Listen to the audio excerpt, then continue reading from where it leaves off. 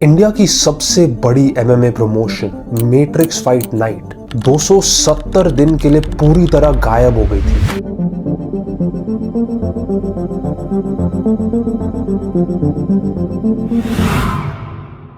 For almost 9 months cage बंद था, lights off थी और श्रॉफ फैमिली बिल्कुल साइलेंट थी। कॉमन नैरेटिव ये था कि एमएफएन के पैसे फाइनली खत्म हो गए। वो मैसिव लाइटिंग, प्रोडक्शन, फाइटर्स के payments, it all eventually became way too much. तो सबने मान लिया कि एमएमए हमारे लिए बस एक एक्सपेंसिव हॉबी थी जिसको इवेंचुअली फेल होना ही था। उन 9 महीनों का ब्रेक देखकर सबको लगा कि MFN is going to shut down very very soon. लेकिन सच एक्चुअली कुछ और है, क्योंकि एमएफएन इसलिए बंद नहीं हुई बिकॉज दे वर फेलिंग, बल्कि इसलिए क्योंकि वो एक्सपेक्टेशन से कई ज्यादा ग्रो कर रहे थे। देखो, एमएफएन 17 इतना बड़ा सक्सेस था कि उनके पुराने सिस्टम्स और बजट्स छोटे पड़ने लगे। मेरे पास एमएफएन का इंटरनल पे स्केल है, हॉटस्टार की रिपोर्ट्स है और आयशा श्रॉफ की ऐसी इनसाइट्स है जो प्रूव करती है कि ये 9 month ब्रेक कोई गलती नहीं थी। It was a very carefully plan strategy. और नंबर्स बिल्कुल झूठ नहीं बोलते, क्योंकि एक साल में एमएफएन की हॉटस्टार की viewership it grew by 300%। Fighters को इतने पैसे मिल रहे थे, the likes of which they could never imagine and never get at that stage of their career anywhere else. आज की वीडियो में हम ऐसे ही बहुत चीजें डिकोड करने वाले हैं। वॉच अंटिल द एंड अगर आपको जानना है कि एमएफएन की डिले के एक्चुअल रीजंस क्या थे।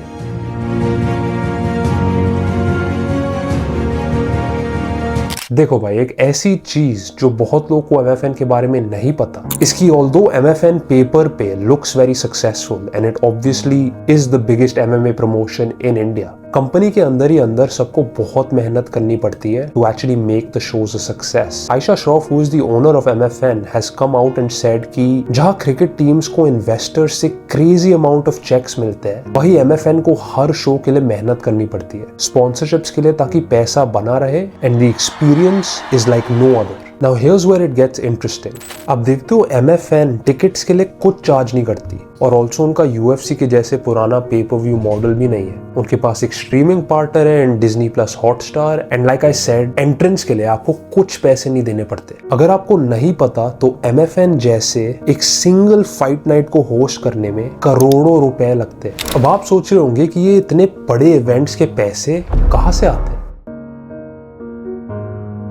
तो सीन ये है कि श्रॉफ फैमिली के पास 14 एमएमए मैट्रिक्स जिम्स है ऑल अराउंड इंडिया। इन सारी जिम्स की मेंबरशिप का प्रॉफिट डायरेक्टली एमएफएन के फाइट नाइट्स के फंडिंग में जाता है। ये जिम्स ही एमएफएन का प्राइमरी रेवेन्यू जनरेटर है and not the actual events. Ayesha Shroff के मुताबिक उनकी फिटनेस एकेडमी और जिम चेन ही वो बिजनेस है जो इस पूरे पैशन प्रोजेक्ट को बैक करता है। इसी फाइनेंशियल सपोर्ट की वजह से वो टिकट सेल्स की चिंता किए बने पूरा ध्यान ब्रांड और फाइटर्स की ग्रोथ पर दे पाते हैं। पर 25 तक आते आते शो बहुत बड़ा हो गया। हॉटस्टार पे व्यूअरशिप 300% बढ़ गई। जिम का जो पैसा था अब एमएफएन के खर्चे नहीं उठा पा रहा था। वो बैंकरप्ट नहीं हुए, लेकिन उनको समझ आ गया कि अब वो एक world class league and sport को एक फैमिली बिजनेस की तरह नहीं चला सकते। इसलिए उन्हें ये ब्रेक लेना पड़ा थोड़े अच्छे पार्टनर्स और स्पॉन्सर्स ढूंढने के लिए। लेकिन 300% viewership gain, biggest event in Indian MMA history,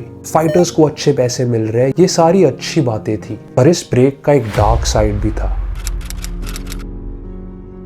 जब बॉसेस बिजनेसेस को ठीक करने में लगे हुए थे, तभी हमारे इंडियन फाइटर्स एक कॉन्ट्रैक्ट ट्रैप में फंस गए थे। श्याम आनंद जैसे फाइटर्स ने बोला कि एमएफएन ने गेम ही बदल दिया। अब इंडियन फाइटर्स को सिर्फ बाहर नहीं जाना था, उन्हें एमएफएन में लड़ना था। पर जब वो स्टेज ही बंद हो गया तो हमारे फाइटर्स अटक गए। देखो, just like the UFC, MFN के कॉन्ट्रैक्ट्स भी एक्सक्लूसिव होते हैं। अगर आप एमएफएन के साथ साइंड हो तो आप बस एमएफएन में लड़ सकते हो। लेकिन इस 9 month गैप की वजह से हमारे top athletes like Angad Bisht, Shyam Anand, Digambar Singh Rawat सब कॉन्ट्रैक्चुअली फ्रोजन हो गए। मतलब उनकी कॉन्ट्रैक्ट की वजह से वो कहीं भी और लड़ नहीं पाए and they had to just wait for the next MFN event. And ये एक बहुत बुरी बात थी, क्योंकि यू कुड आर्ग्यू कि ये उनके करियर के सबसे बेस्ट साल है। उन्हें फाइनली थोड़ा सा एक्सपोजर मिलना शुरू हुआ है and 9 months out of the cage is not good for any fighter.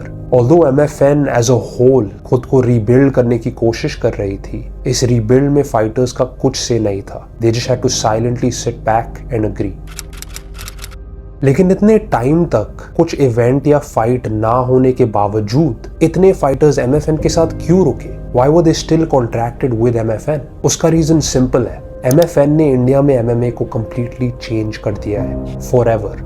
2019 से पहले फाइटिंग सिर्फ एक हॉबी थी जिसमें फाइटर्स का खुद का पैसा लगता था। MFN ने उसे एक करियर बनाया, एंड अ प्रॉपर करियर। जब आप एक डेब्यू फाइटर की पेमेंट 15,000 से सीधा 1 लाख होते देखते हो, तब समझ आता है कि MFN सिर्फ एक शो नहीं बल्कि एक पूरी इकोनॉमी बना रहा है। पहली बार एक इंडियन फाइटर ये बोल रहा है कि मैं फाइटिंग से अपना घर चला पा रहा हूँ। लेकिन जब ये प्रमोशन रुकी तो UFC का वो रास्ता जिस पे चलकर अंशुल जूबली पहुंचा था, वो रास्ता भी ब्लॉक हो गया। ये सिर्फ एक एंटरटेनमेंट का नुकसान नहीं था, ये 600 से ज्यादा फाइटर्स के करियर पर एक बहुत बड़ा ब्रेक था। फिर भी फाइटर्स इसलिए रुके रहे क्योंकि उन्होंने देखा है कि यहाँ से निकलने के बाद अपॉर्चुनिटीज कितनी बड़ी मिलती है। It's worth it. देखो, अंशुल जूबली और पूजा तोमर की UFC सक्सेस ने MFN का नाम ग्लोबल लेवल पर पहुंचा दिया। इसे ये तो प्रूव हो गया कि MFN वर्ल्ड क्लास टैलेंट निकाल सकता है, पर इस सक्सेस के साथ एक भारी प्रेशर भी आता है। अंशुल के बाद अब फैंस हर इवेंट में अगला सुपरस्टार ढूंढने लगे, लेकिन 9 महीने गायब रहने की वजह से एक बड़ा टैलेंट गैप बन गया है। 2025 के कंटेंडर विनर्स सिर्फ इंतजार करते रह गए। MFN के managing director Alan Fernandes India में UFC लेवल का टैलेंट लाना चाहते हैं, पर इस 9 महीने के गैप ने फाइटर्स को नुकसान पहुंचाया है क्योंकि उन्हें वो रिक्वायर्ड फाइट्स नहीं मिली। आप UFC लेवल टैलेंट पे फोकस कर रहे हो, हमारे इंडियन टैलेंट का क्या? देखो, इस ब्रेक का आखिरी रीजन है MFN 18।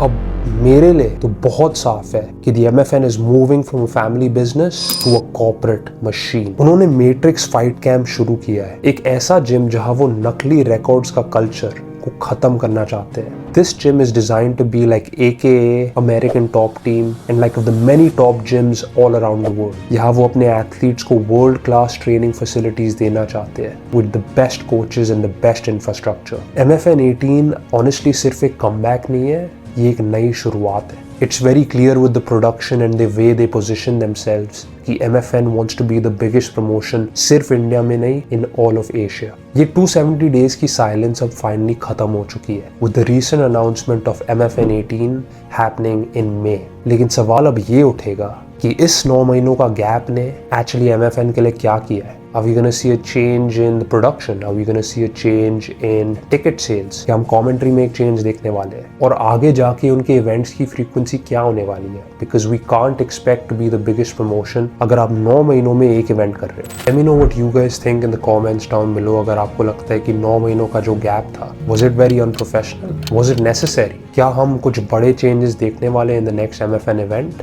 लेकिन एक चीज जो मेरे को दिल से कहनी है, is I feel very bad for the fighters. ये उनकी रोजी रोटी है, this is their living, and 9 महीनों के लिए अगर आपका बॉस आपको कहता है आप काम पे नहीं आ सकते, that's crazy to me. And the sad thing is कि इंडियन फाइटर्स के पास और कोई ऑप्शन है ही नहीं। This is the crème de la crème, but I am sure जो कुछ भी हुआ, it happened for a good reason, and I can not wait for the next event.